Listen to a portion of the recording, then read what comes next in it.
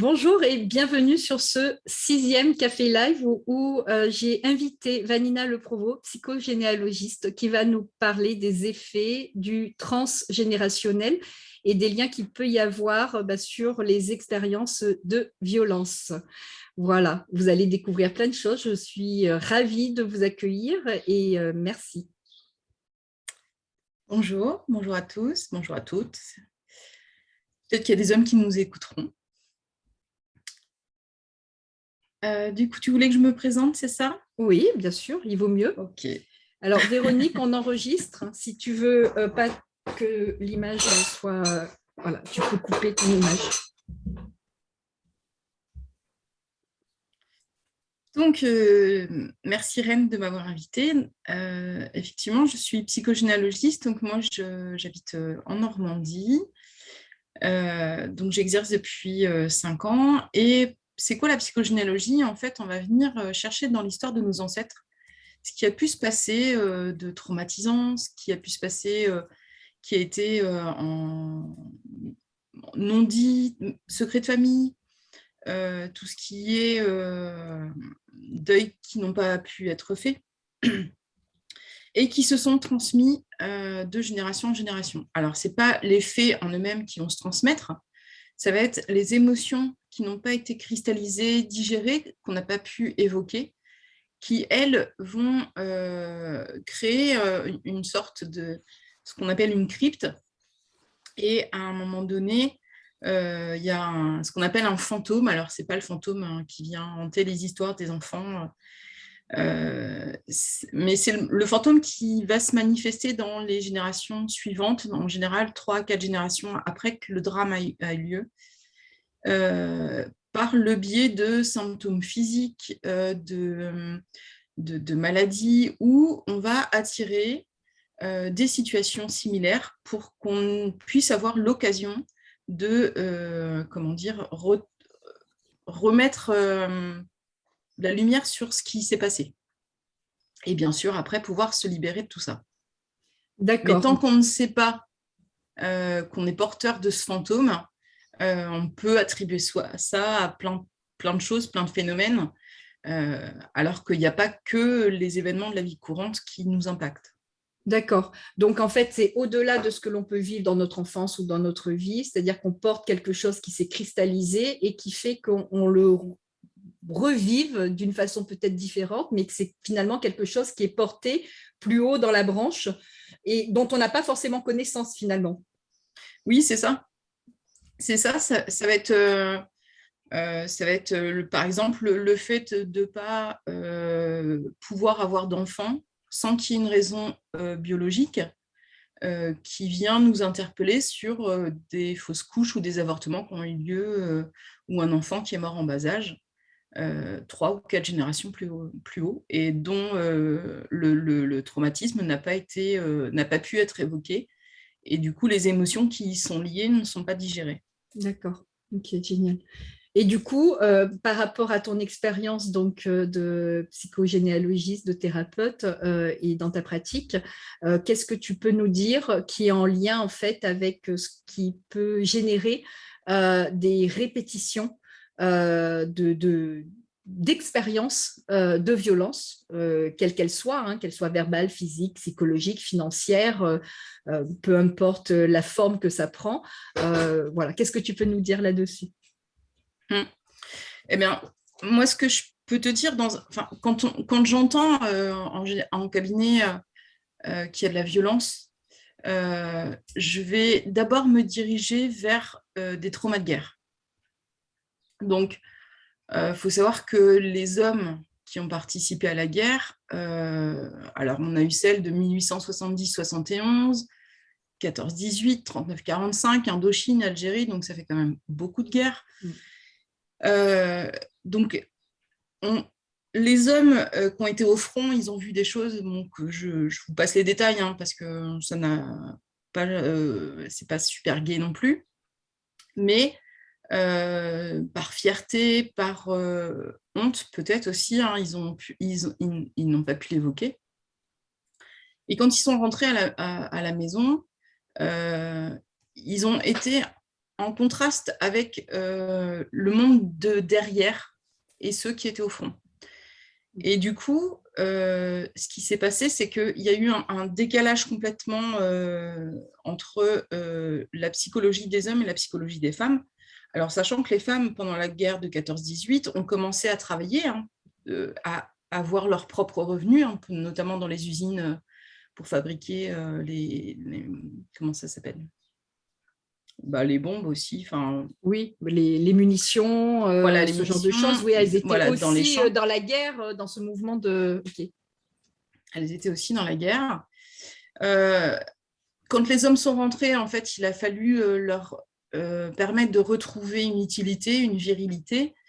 Et malheureusement, pour certains, ça a déclenché de la violence parce qu'ils étaient tellement en décalage avec ce qu'ils aimeraient être et ce qu'ils ont vu, ce qu'ils ont fait, parce qu'ils ont tué des hommes aussi. Oui, qui constituent des traumas aussi.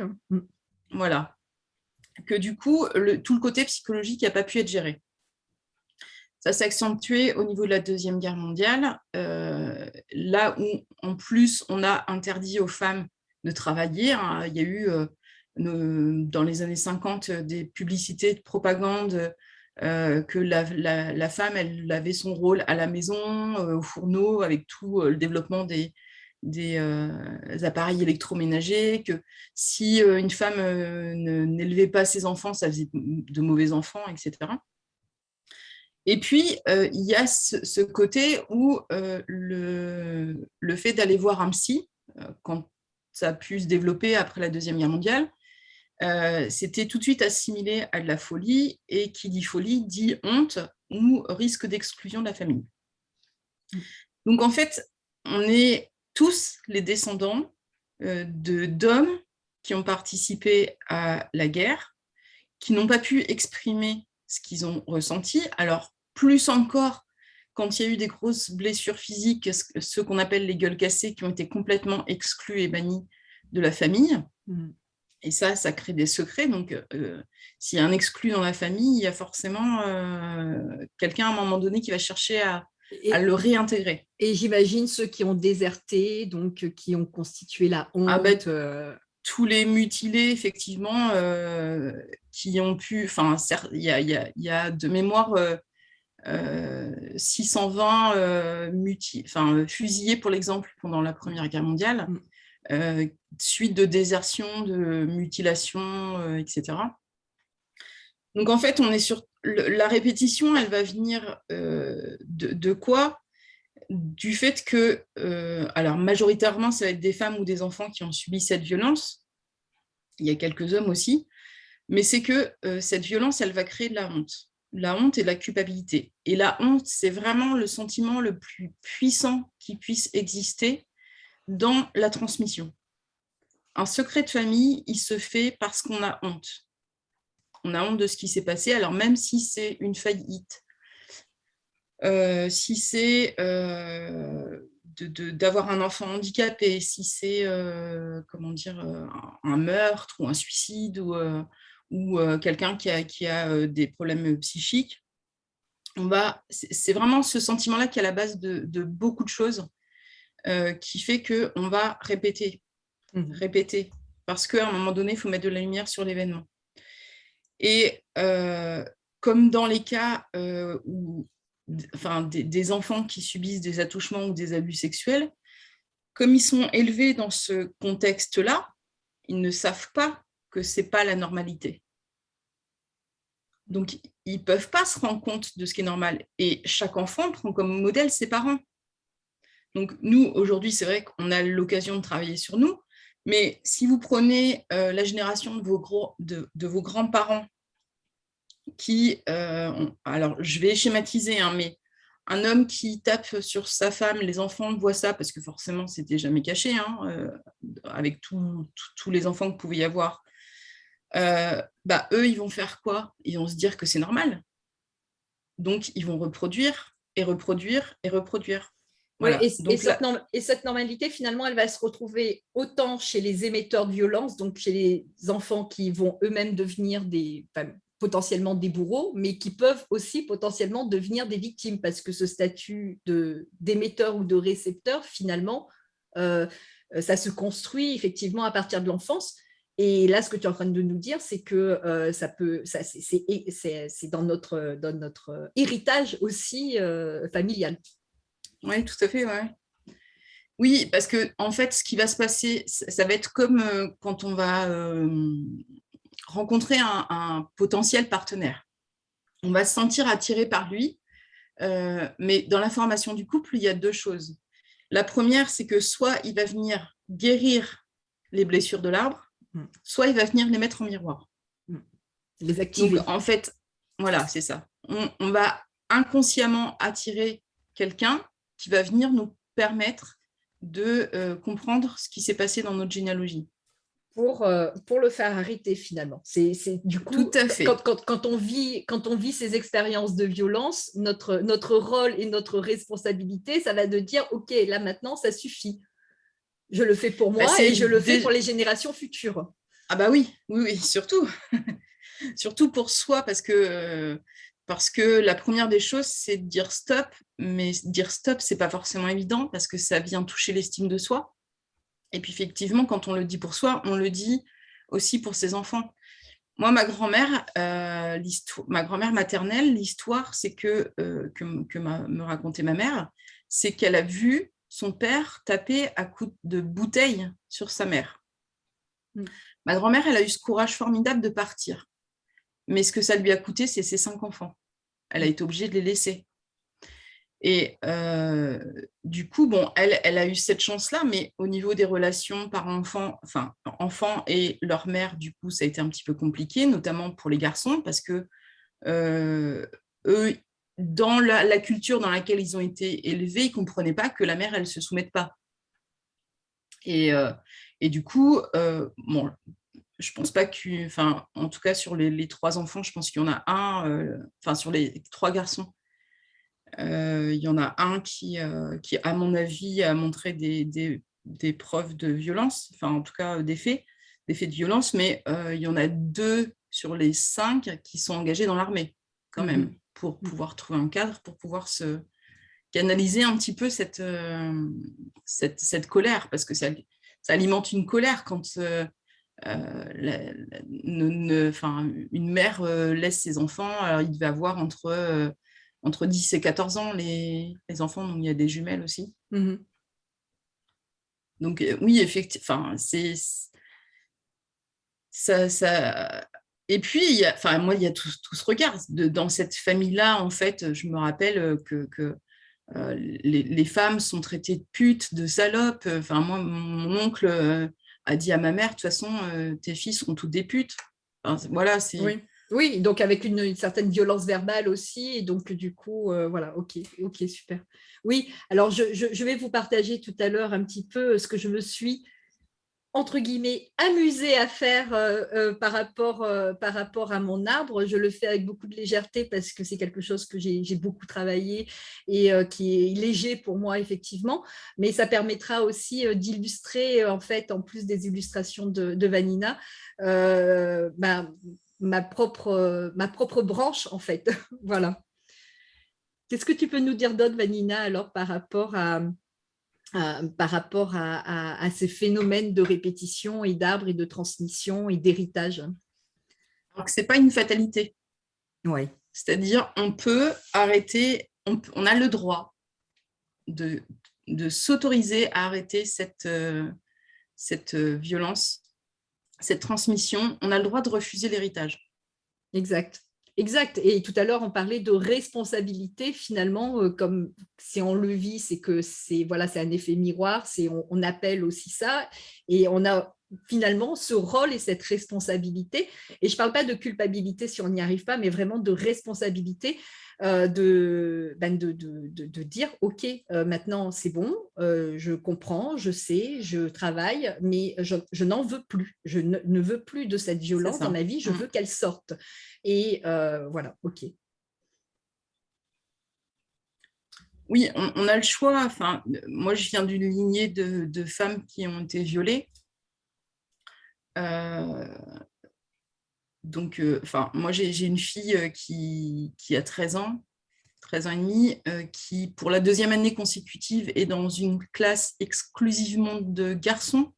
Elle est la plus jeune de sa classe, donc autant dire que chez moi, il y a toutes les sonnettes d'alarme qui sont attentives à ça. Et connaissant cette histoire de violence, d'atteinte à l'intégrité physique et psychique des femmes de ma famille, je suis super attentive à ce qu'il peut se passer en classe. Et ma fille, elle trouve que je la protège un petit peu trop, mais elle connaît l'histoire. Ce qui est important, c'est qu'il n'y ait pas de tabou autour de ça. C'est ça. C'est de se rendre compte que, OK, on donne de nouvelles bases à nos propres enfants, mais en même temps, on a aussi cette responsabilité de ne pas vivre dans la peur que ça se reproduise pour nos propres enfants, parce que on sait aussi, toi et moi, on le sait, qu'on peut aussi, du coup, attirer finalement, à force d'y penser, et d'avoir cette peur et de vivre avec cette émotion de peur qui est une émotion assez basse, attirer quelque chose qu'on ne souhaite plus pour nos propres enfants. Donc, il y a vraiment un apprentissage aussi de lâcher prise, en fait, et de se dire, OK, moi, je fais mon boulot, je fais mon taf en tant que mère, en tant qu'individu. Je fais mon taf aussi pour la société en faisant ma part du colibri comme tu le fais, comme je le fais, et comme tant d'autres le font. Oui, tu peux poser une question. On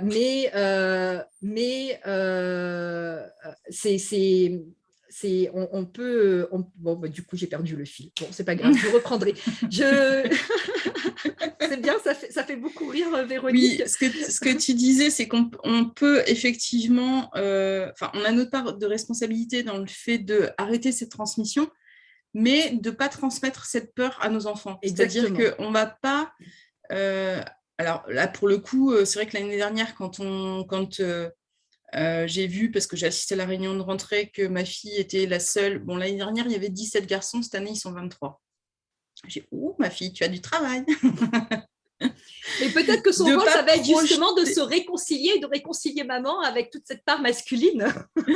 Alors, pour le coup, je lui ai dit, à la rentrée, là, cette année, je lui ai dit que l'année dernière, elle avait l'affirmation de soi à travailler et que cette année, elle avait le féminin à travailler parce qu'elle est très, très garçon manqué, très masculine dans son attitude. Et l'union avec le masculin, du coup. Et l'union avec le masculin. Alors, ce qui est intéressant, c'est qu'on avance toutes les deux en même temps. Oui, mais nos enfants sont de formidables miroirs. Moi, j'en suis persuadée. Je crois que voilà, sur d'autres lives, parce que je prévois au mois d'octobre de faire d'autres lives sur le thème des enfants, où on va parler de violence éducative ordinaire, où on va parler de la posture de parents face aux assauts de l'autre parent vis-à-vis de soi et vis-à-vis de nos enfants, puisque ça ne s'arrête pas là. En fait, quand on vit une situation de violence, ça ne s'arrête pas à l'intrafamilial, c'est-à-dire que même après, il y a encore des choses et des réminiscences et du travail à faire et de la clairvoyance, de la conscience à avoir. Et également, le fait de vivre cette violence avec nos propres enfants. Donc ça, c'est les prochains thèmes pour le mois d'octobre. Je vous ai donné les 3 sur le mois d'octobre. Moi, ce que je voulais vous partager, si Vanina, tu me le permets, je vais partager mon magnifique arbre, n'est-ce pas? Oui. Alors, il y avait une question de Véronique. Ah oui. Alors, attends. Bonjour. Bonjour. Je voulais rebondir sur ce que disait Vanina, justement. J'ai 2 filles et 3 garçons. Et j'ai tout de suite parlé aux enfants de l'inceste que j'ai vécu pendant de nombreuses années. Et malheureusement, ma grande Marjorie s'est suicidée à l'âge de 29 ans. Et elle avait laissé un cahier, un livret où elle mettait ses réflexions. Et je me suis rendu compte, elle m'en avait parlé déjà, mais je me suis rendu compte qu'elle avait vécu, elle aussi, des agressions sexuelles. Et moi j'ai réagi, hein, bien sûr, quand elle m'en a parlé, j'ai tout mis en place pour l'aider et tout, mais ça n'a pas suffi parce que elle n'a pas supporté et elle s'est suicidée. Et donc forcément, ça repose des interrogations en tant que parent sur toutes ces problématiques. Et je me demande si elle n'est pas partie pour me donner plus de force, pour me battre contre les violences conjugales et spécifiquement contre les violences sexuelles. Et c'est ce que je fais déjà depuis une quarantaine d'années, mais encore plus aujourd'hui, quoi. De tels événements... Est-ce qu'elle a pas... Est-ce que nos enfants aussi ne prennent pas nos souffrances pour que ça ne se reproduise pas encore dans la famille? Si. Effectivement, nos enfants reprennent une partie de nos souffrances. Alors après, moi, ce que je disais tout à l'heure, c'est que nous, on va être en lien avec des gens de 3-4 générations au-dessus. Mais nos enfants, eux aussi, donc 3-4 générations au-dessus. Donc, ils ont aussi leur propre héritage, en plus de ce que nous, on leur transmet. Mmh. Et effectivement, quand il nous arrive des choses, alors l'inceste, c'est un thème que je connais bien aussi, le viol également, pour le coup, c'est vraiment, on a le choix. On a le choix de se laisser complètement envahir ou alors de rebondir. Moi, j'ai choisi d'accompagner des personnes. Alors, dans toute la pratique de la psychogénéalogie, il n'y a pas que ça, mais effectivement, en cabinet, en ce moment, c'est exactement ce que j'ai, c'est-à-dire des personnes qui viennent et qui me disent « je ne l'ai jamais dit à personne, mais voilà ce qui s'est passé quand j'étais enfant ». Et parce que moi, je l'ai vécu, je peux en parler, je peux accompagner les personnes là-dedans. Donc, cette force-là, alors, moi, je trouve ça formidable que vous puissiez le prendre de cette façon, que ça vous insuffle une force supplémentaire pour justement aider à j'allais dire, éradiquer ce fléau. À le faire reculer, en tout cas, à ouvrir les consciences. C'est une belle utopie, mais moi, je suis... Ah oui, non, mais moi, j'ai la même utopie que toi. Je rêve de ce monde où, effectivement, la violence, elle recule et elle recule à partir de soi. Et ce que nous a partagé Véronique, c'est ça, et ce que tu partages. Et moi aussi, je suis dans cette énergie, effectivement, où mon rêve le plus grand, c'est de faire reculer la violence, mais à partir de soi, parce que voilà, je crois que si on attend que la société règle le problème à notre place et que l'extérieur règle le problème à notre place, ça risque de durer encore de trop longtemps. Et c'est vrai que pour répondre à Véronique, si je peux apporter, si je peux lui apporter ma contribution, c'est effectivement magnifique que tu puisses retirer de la force dans cette épreuve qui a été la tienne. Et oui, nos enfants nous amènent d'une manière ou d'une autre, et là c'est par la perte de ta fille, mais nous amènent à nous interroger sur comment faire mieux et comment avancer et comment encore mieux contribuer en fait à quelque chose qui ne devrait pas, qui ne devrait plus et qui ne doit plus.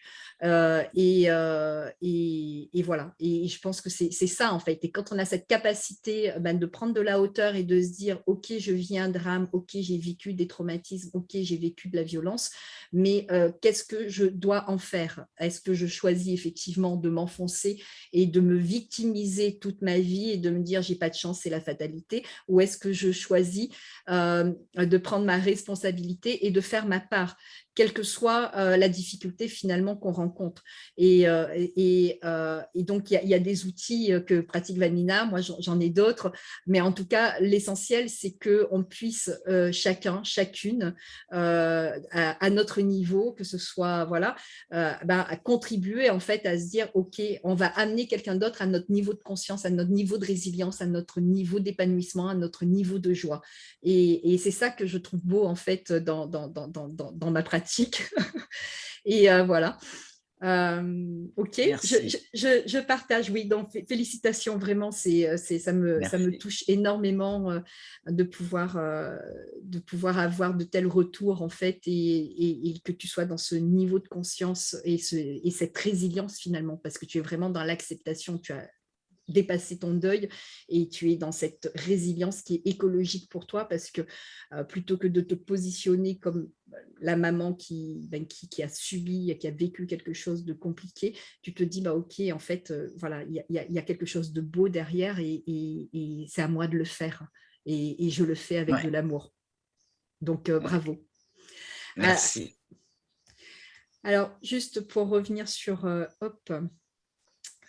l'arbre, donc je vous disais, je m'étais un petit peu amusée, entre guillemets, parce qu'au moment de l'amusement, c'était, je travaillais sur mon histoire personnelle. Et en fait, je n'avais aucune idée. Là, c'est l'arbre généalogique du côté de ma grand-mère maternelle, donc du côté maternel. Je n'ai pas fait celui du père parce que c'est tout aussi chargé. Et en fait, je ne le savais pas, mais j'avais beaucoup de questions par rapport à ma maman, par rapport à ma grand-mère que je n'ai pas connue, qui est décédée très jeune. Et justement, je ne comprenais pas comment est-ce que cette femme qui a eu 8 enfants, enfin 8, 9, 10 enfants même, parce qu'il y en a deux qui sont décédés, avait pu se laisser aller à l'alcoolisme et mourir aussi jeune, trop jeune, même si pour l'époque, c'était pas si jeune. Mais bon, je crois qu'elle devait avoir une 50aine d'années. Et j'ai eu la réponse lors d'un soin énergétique où cette grand-mère aurait subi un acte de violence. Je ne sais pas quoi exactement, mais en tout cas une agression d'ordre sexuel manifestement. Maman n'a pas de réponse là-dessus, donc c'est OK. Et sur les 8 enfants vivants, enfin voilà, donc il y a eu 5 filles et 3 garçons, et toutes ont connu de la violence. Liées à l'alcool, liées aux violences physiques, verbales, psychologiques. Donc, toutes ont eu une expérience autour de ça. Et puis, des garçons également qui ont à la fois été parfois victimes durant leur enfance et parfois aussi dans une situation où ils ont été émetteurs de violence. Là, c'est de la violence psychologique, enfin de la violence verbale, ce genre de choses, mais bon, peu importe. Et ce que l'on voit, donc là, c'est ma grand-mère ici, là, c'est toute la génération au-dessous, et on voit que les enfants de mes oncles et tantes, en fait, il y a encore des victimes, il y a encore des récepteurs de violence, il y a encore des émetteurs de violence, là en rond, parfois les deux, que ça descend encore sur la génération de nos enfants, la génération du dessous.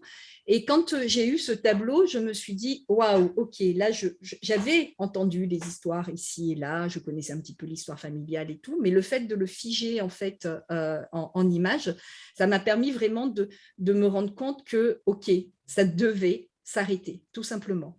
Voilà. Et j'ai revêtu ma cape et aujourd'hui, je contribue sur ces histoires, sur cette histoire familiale, en m'attirant pas toujours de la sympathie de la famille, parce qu'il ne faut pas le dire, il faut rester dans le silence, donc il faut vraiment pouvoir être aligné et sûr que ce qu'on fait est juste et bon pour soi, mais juste et bon aussi pour le monde. Et voilà ce que je voulais vous partager, en fait, en lien effectivement avec le transgénérationnel. Puisque c'est souvent assimilé à un secret. Hein. Oui. Oui, de toute façon, toute ma vie, en fait, ça a été ça. C'est ah oui, il s'est passé un truc, mais ah non, on ne veut pas trop savoir ce qui s'est passé. Ah oui, non, mais non, on ne va pas dire. Non, mais surtout, tu ne dis pas. Et on continue, en fait, je le vois sur ma génération, on continue certains membres de ma famille continuent à dire à leurs enfants, non, tu ne vas pas raconter ça, il ne faut pas dire, il ne faut pas agir, il ne faut pas que ça s'arrête, en fait. Enfin, c'est du déni complet. Et c'est OK, je veux dire, c'est OK, parce que ce que je me dis, moi, c'est que ce qui concerne ma branche, c'est que quand ce sera le moment, ce sera le moment. Il y a d'autres personnes, d'autres femmes ou d'autres hommes qui vont aussi contribuer à leur manière. Et ça commence, puisque j'ai aussi des cousines, effectivement, qui ont commencé à manifester, à sortir du silence d'une manière véritable, pas seulement en le disant à la famille, mais effectivement en posant des actions aussi. Et c'est bien. C'est-à-dire que déjà, je me sens moins seule et je les accompagne, mais en plus, je veux dire, ça permet un petit peu de décristalliser effectivement toutes ces émotions qui sont liées à toutes ces strates et tous ces héritages transgénérationnels. Oui, et effectivement, celui qui dénonce doit être prêt à être banni.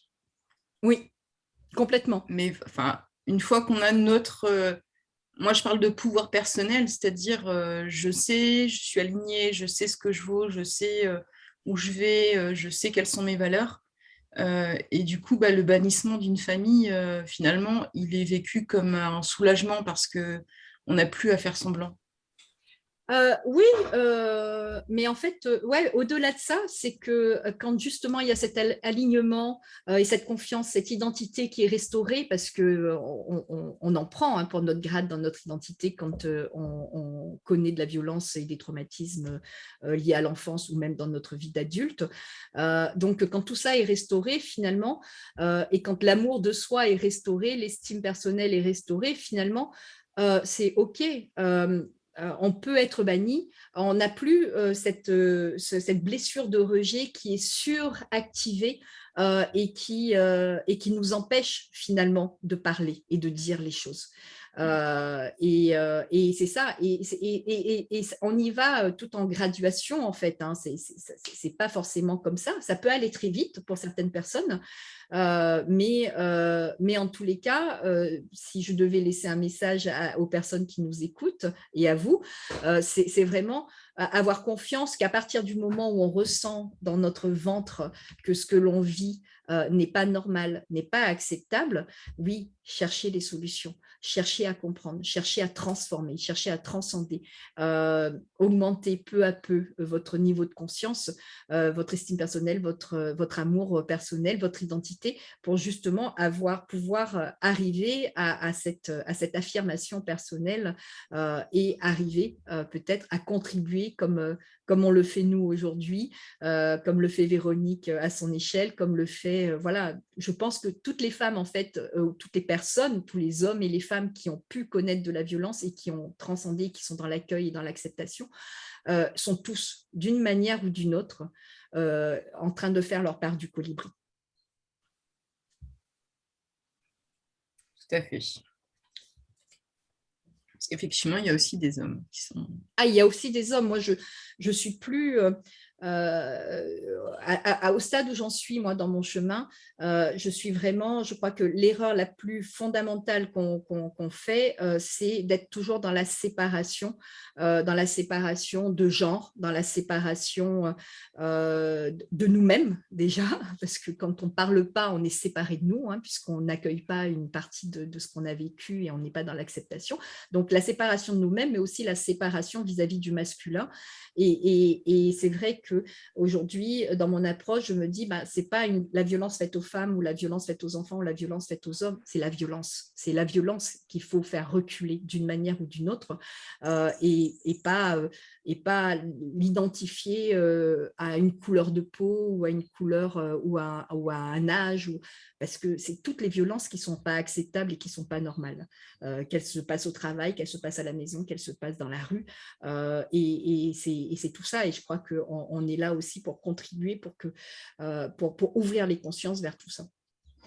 Bon, je pourrais en parler encore pendant des heures, hein, je suis désolée. On a bien compris. Le sujet te passionne. Ah oui, c'est vraiment une mission aujourd'hui que d'accompagner à la reconstruction des personnes, clairement.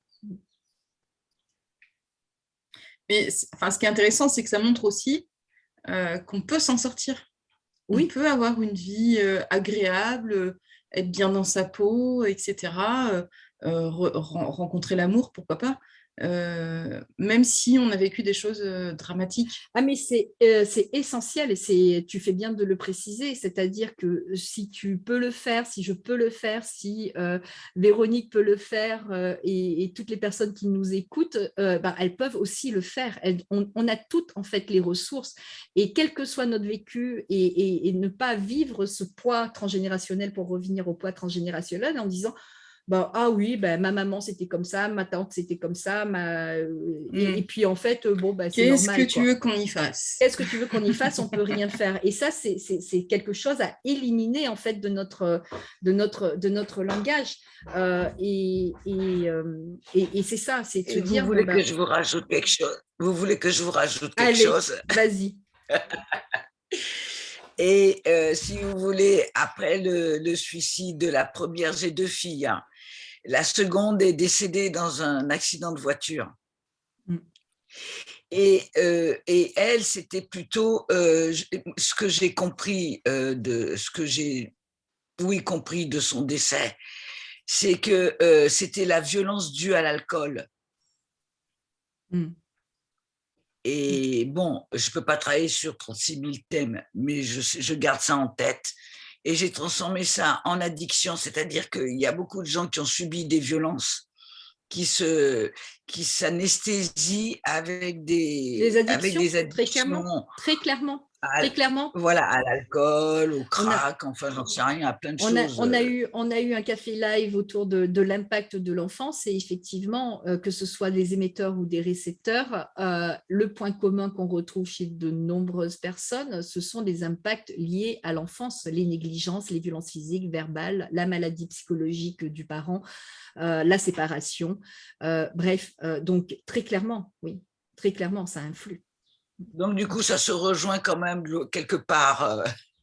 Mais très clairement. Oui, puis il ne faut pas oublier que nos soldats, enfin, je reviens, nos soldats, on leur donnait du vin et pas du bon pour aller à la boucherie. Donc, effectivement. On leur donnait des cigarettes aussi, enfin, on leur donnait, voilà. Oui, on leur donne encore un. Rassurez-vous, j'ai 2 fils militaires. Donc, ils ont fait des opérations sur le Mali, sur le Centrafrique et tout. Et quand je les avais en FaceTime, je sentais qu'ils n'étaient pas dans leur état normal. C'est ça, on anesthésie. C'est la récompense. Pour pouvoir supporter. Oui, enfin, bon. C'est ça. Oui, c'est une récompense, c'est ça. Entre guillemets, hein, bien entendu. Ok. Bon, on a fait le tour. Tu voulais rajouter quelque chose, Vanina? Non? Ok. Non. Après, moi, c'est pareil. Je pourrais en parler pendant des heures de la transmission transgénérationnelle parce que c'est un sujet qui me passionne depuis petite. Du coup, quand on sent quand on est enfant qu'il y a un truc qui ne va pas, en fait, on se demande si c'est de notre faute. On se demande pourquoi est-ce que les parents ne font pas bien ou ne veulent pas me le dire ou papa, maman pleure ou enfin voilà. Ça veut dire que s'ils ne me le disent pas, je ne suis pas suffisamment méritant. Ils n'ont pas assez confiance en moi. Donc voilà. Pour moi, le travail, c'est vraiment de s'autoriser à être soi. Et ça passe par différentes étapes. Je m'autorise. Après, moi, j'invite mes consultants à dire « je mérite ». Mais pour n'importe quoi, je vous donne un truc. Moi, j'adore le thé, donc j'ai 36 thés différents. Et je donne toujours cet exemple de dire je mérite de prendre un thé à la fenêtre par ce beau soleil, ou je mérite de choisir tel thé parce qu'il me fait plaisir. Alors, ça peut paraître un petit peu… Tu mérites de t'estimer. C'est ça. Moi, ça me fait plaisir de boire du thé. J'adore le thé. Et pour le coup, je mérite d'avoir plein de sachets de saveurs différentes qui me ravissent les papilles. J'ai fait un post sur le thé. Cette notion de je m'autorise, puis je mérite, c'est vraiment important parce que quoi qu'on ait besoin dans la vie, on est le seul a priori à pouvoir se l'apporter. C'est ça. à partir de soi. Toutes les ressources sont là, en fait, vraiment. Et c'est vraiment important, quoi qu'on puisse penser de nous aujourd'hui, au stade où vous en êtes aujourd'hui, c'est vraiment savoir, avoir la conviction qu'en fait, ces ressources, elles sont là, elles sont peut-être dormantes, elles ont été peut-être malmenées, elles ont peut-être été éprouvées, mais elles sont encore là en vous. Et l'idée, c'est d'aller rechercher ça et de les faire rejaillir pour que votre lumière puisse briller enfin. Et ça, il faut en être vraiment, enfin, voilà, il faut vraiment avoir cette conviction-là et l'entendre. Ok, bon bah super. Alors on va bientôt clôturer, mais avant avant de clôturer ce 6e café live, en fait, je vous invite encore à rester avec nous et nous écouter encore un peu parce qu'on va vous offrir un cadeau avec Vanina. Alors merci Vanina pour ce partage très riche sur tes connaissances sur le transgénérationnel et comment est-ce que cela peut influencer notre vie et nos expériences qui sont liées aux violences, à la répétition aussi de ces violences sous différentes formes. On l'a vu avec Véronique. Mais finalement, ce poids transgénérationnel, il va influer aussi sur notre relation à l'argent, notre relation aux autres, la famille, les amis, et également au niveau professionnel, puisque voilà, là, c'était le sujet des violences, mais en fait, finalement, ce poids, on le retrouve dans toutes les sphères de notre vie. Et en t'écoutant, en fait, voilà, j'ai eu pas mal de frissons, pas mal d'émotions. Et j'imagine que si vous êtes encore là à nous écouter, si Véronique n'est pas partie en courant, Non. c'est que ça vous a interpellé. Moi, j'aimerais pouvoir voilà, vous poser une question, en fait, à laquelle vous pouvez répondre dans l'espace de discussion ou sous le post de publication de ce replay. Voilà, ce que vous qui avez suivi ce café live, c'est que probablement vous avez envie, besoin de comprendre et d'apprendre à faire mieux et de comprendre quelle est votre expérience par rapport à vos expériences de vie, tout simplement. Donc, c'est aussi probablement que vous avez besoin de trouver des solutions aussi à la violence qui est présente dans votre vie ou qui a été présente dans votre vie pour ne pas le reproduire aussi pour vos enfants ou les générations qui suivent. Et probablement aussi que vous cherchez à vous reconstruire. Donc, vous qui êtes dans cette quête, cette soif de comprendre, d'apprendre et de recherche de solutions, si vous aviez une solution qui vous permettrait d'augmenter ces compétences personnelles qui sont en lien avec votre estime, votre confiance, la communication aussi avec vos relations, votre famille, vos amis et également au niveau professionnel, augmenter vos compétences aussi et augmenter votre relation à l'argent. Qui vous permettrait des solutions aussi qui vous permettraient de gagner en vitalité, en énergie pour pouvoir affronter vos expériences de vie au final et qui en plus pourraient vous permettre de générer des revenus tout simplement en partageant cette solution. Est-ce que vous seriez ouvert à en entendre parler? Elle hésite, elle ne sait pas. Oui. Enfin, voilà. Donc, j'ai eu un oui de Véronique, mais en fait, j'aimerais vous dire que si dans votre fort intérieur, vous avez voilà, envie de dire oui à cette question que je vous pose, j'aimerais pouvoir vous présenter un outil, moi, que je trouve juste fabuleux. Vous connaissez Netflix ? Je pense que tout le monde connaît Netflix. Alors, j'ai partagé mon écran.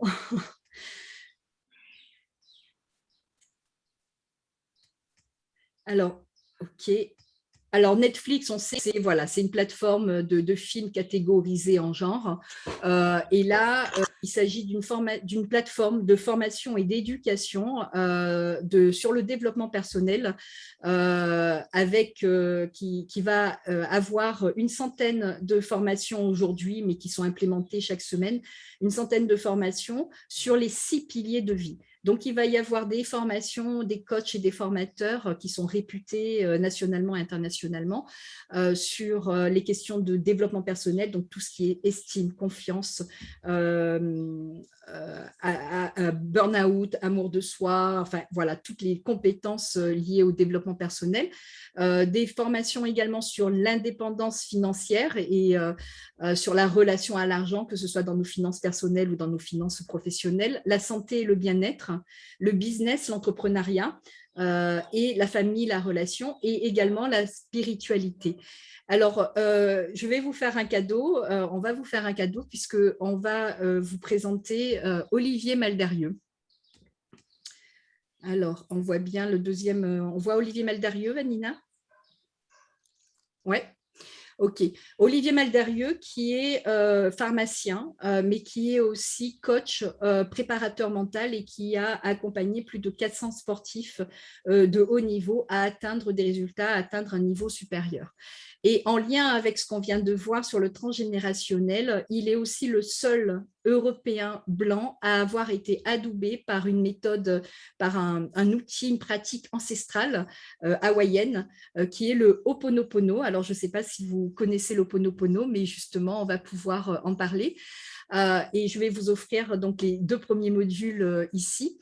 En fait, voilà, avant d'aller voir ces modules, en fait, il y a des témoignages des personnes, des étudiants qui ont regardé cette formation. Et voilà, donc merci infiniment pour cette leçon de vie. C'est limpide, plein de bienveillance. Vous l'enseignez avec beaucoup de cœur. J'ai noté vos moindres mots, tant ils sont précieux et explicites. Alors, Nama, à vous. Ça, c'est le commentaire d'une des étudiantes. Il y a beaucoup, il y a encore Magali qui dit « Je m'exerçais déjà à cette philosophie hawaïenne et l'on apprend chaque jour. Alors, cette vidéo d'Olivier Maldarieux est une richesse, source d'abondance, d'explications pédagogiques et d'outils pratiques. » Donc voilà, c'est pour vous donner un petit peu une idée de la puissance de cet outil, de cette pratique. Et nous allons pouvoir suivre, alors, hop, les 2 premiers modules que nous vous offrons.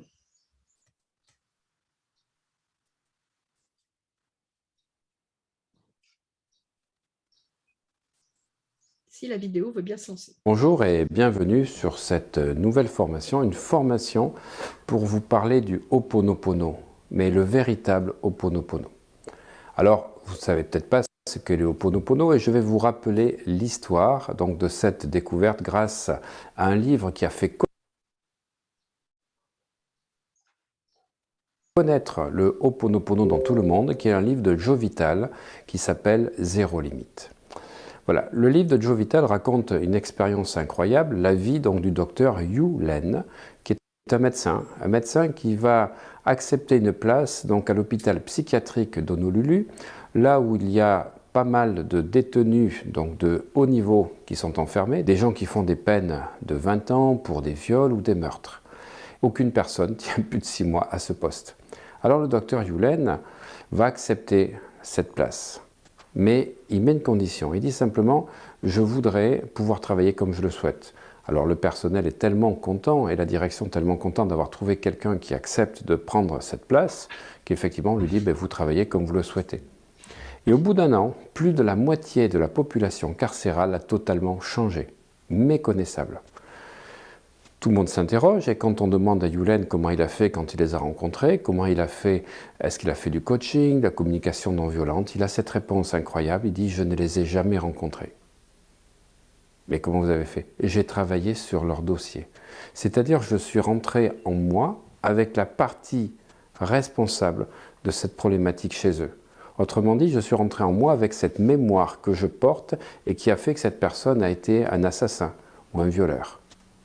Quand j'ai découvert cette technique à travers ce livre, j'ai été stupéfait. Parce que moi qui étais dans l'accompagnement, dans la thérapie, ben, ça changeait totalement ma façon de voir les choses. Donc le docteur Yulen a répété, donc en fait, 2 phrases qui s'appellent « Je t'aime, merci ». Je dis bien 2 phrases, « Je t'aime, merci », en s'adressant en fait à sa conscience, au Makua, j'expliquerai dans une vidéo ultérieure un petit peu les différents constituants de l'homme, et de pouvoir en fait dans la gratitude libérer ses mémoires. Alors dans le livre, on va parler de 4 phrases. Je suis désolé, pardonne-moi s'il te plaît, merci. En fait, c'est pas du tout ça, c'est 2 phrases. C'est je t'aime, merci. Et Joe Vital l'a expliqué, on va dire, sous forme d'un mantra, je t'aime, je suis désolé, pardonne-moi s'il te plaît, merci, je t'aime, pour arriver à la fin du livre de dire qu'on peut dire que merci, je t'aime, et qu'en fait, il suffit de dire je t'aime. Voilà.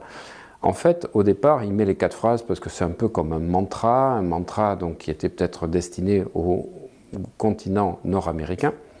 Mais la personne qui avait formé Yulen, je vais reprendre l'histoire, donc Morna Simeona, était opposée au mantra parce qu'elle disait que le mantra est spécifique du cerveau, du mental. Alors qu'en fait, la force du Ho'oponopono, c'est justement le cœur. Et puis c'est pour ça qu'on dit je t'aime, merci, merci, je t'aime. Répéter un mantra, effectivement, c'est fortifier plus le cerveau que fortifier le cœur. Voilà, alors cette histoire incroyable, effectivement, elle est venue à nous à travers le livre de Joe Vital et le docteur Yulen est resté 5 ans.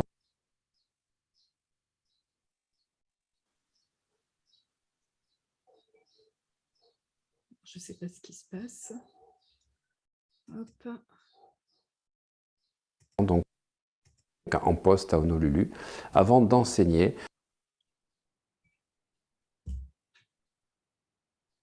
donc cette façon moderne de pratiquer le Ho'oponopono.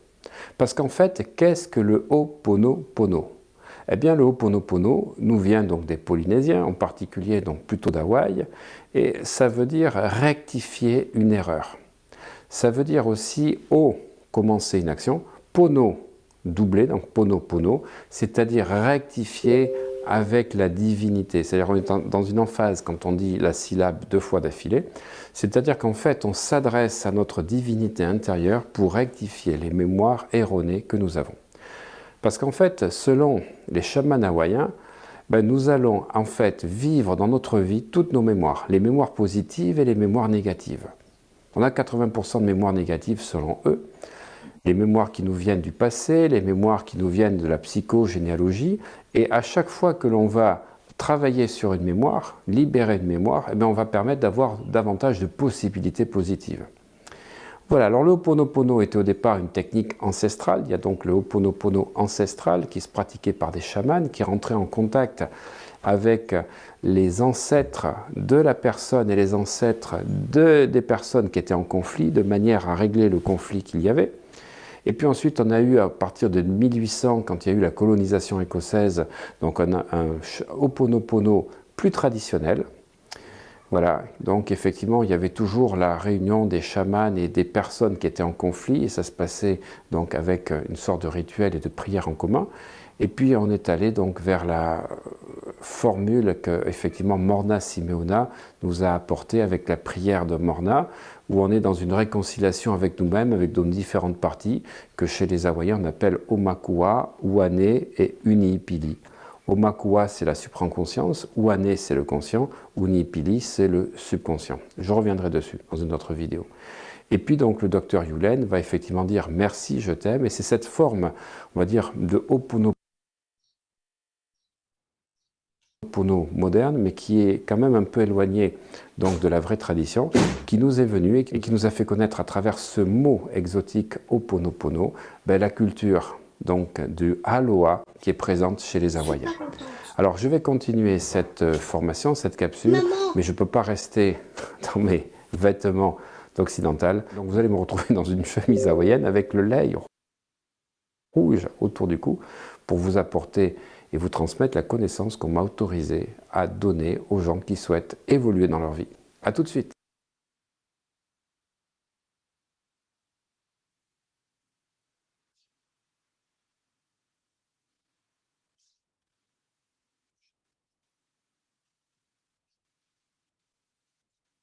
Aloha les amis.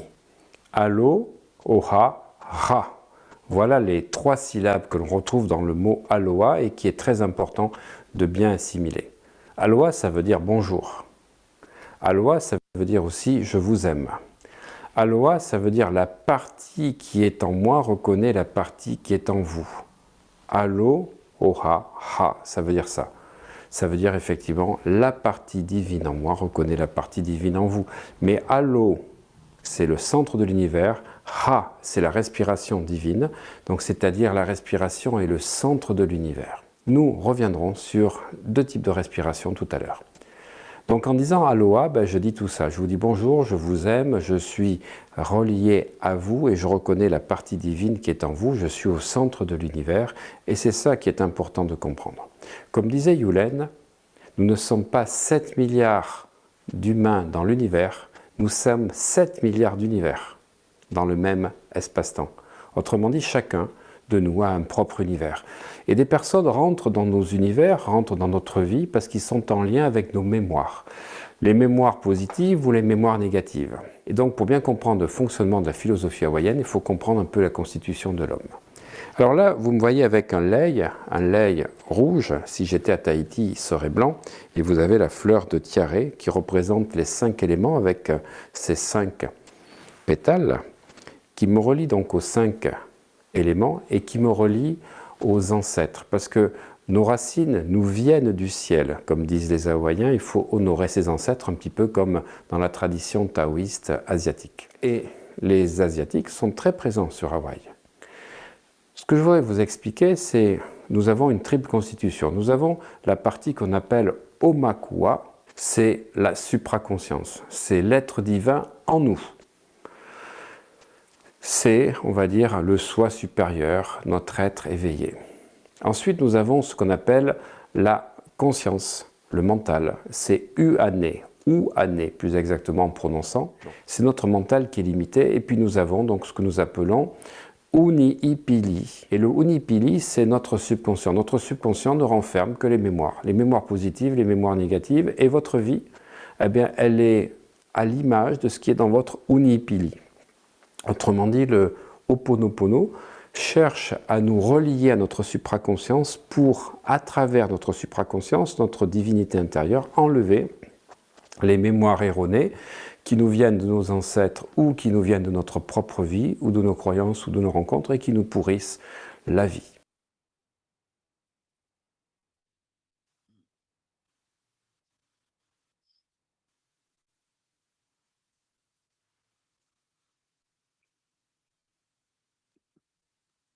On n'entend rien. On n'entend rien. Oui, pardon, j'ai pas remis mon micro parce que j'ai ma fille qui est arrivée en trombe en me disant qu'elle n'était pas contente après moi.